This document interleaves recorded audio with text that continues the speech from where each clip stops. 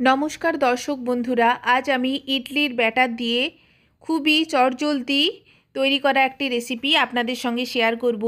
রেসিপিটি তৈরি করার জন্য ইডলির ব্যাটারকে ঠিক আমি এই রকম ঘনত্বে তৈরি করে নিয়েছি। এর থেকে বেশি গাঢ় বা তরল করলে রেসিপিটি ভালোভাবে তৈরি হবে না।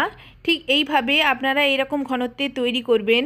ইডলির ব্যাটারে আমি দিয়ে দিচ্ছি 3 থেকে 4টে রসুনের কুচি, একটি মাঝারি সাইজের পেঁয়াজের কুচি, 2টো কাঁচা লঙ্কার কুচি ও বেশ অনেকটা পরিমাণ ধনেপাতা। শীতকালে বেশ অনেকটা পরিমাণ ধনেপাতা পাওয়া যায়, তার জন্য আমি অনেকটা পরিমাণ ধনেপাতা অ্যাড করেছি।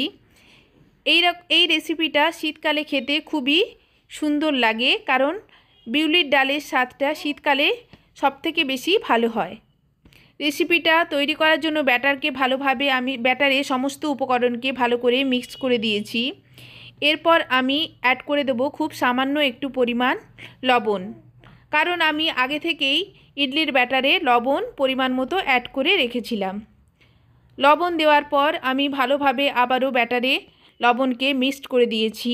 এরপর একটা ফ্রাইং প্যানে আমি 2 টেবিল চামচ মতো সাদা তেল গরম করে তেলকে ফ্রাইং প্যানে ভালো করে স্প্রেড করে দিচ্ছি। গ্যাসের ফ্লেমটা লোতে করে দিয়ে আমি সমস্ত উপকরণকে ফ্রাইং প্যানে দিয়ে দিচ্ছি। ব্যাটার দেওয়ার পর ভালোভাবে ব্যাটারকে আমি স্প্রেড করে দিচ্ছি ফ্রাইং প্যানে।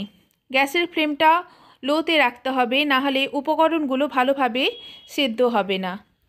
একটা ঢাকা দিয়ে আমি গ্যাসের ফ্লেমটা লোতে করে মিনিট 3 সময় রেখে দেব। দেখুন আমি ঢাকা দিয়ে দিয়েছি। মিনিট 3 সময় পর ঢাকা খুলে আমি অপর পিঠ ভালো করে ভাজার জন্য উল্টে দেব।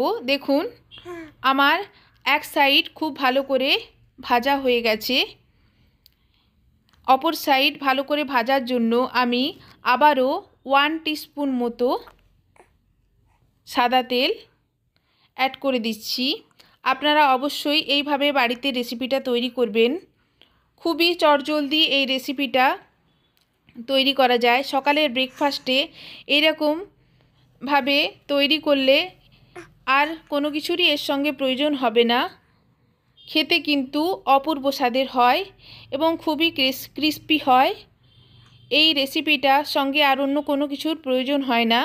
খুবই হেলদি একটি রেসিপি, বাচ্চা থেকে বড় উভয়ই এটা খেতে পারে এবং খুবই কম তেল অ্যাড করে এটা তৈরিও করা যায়।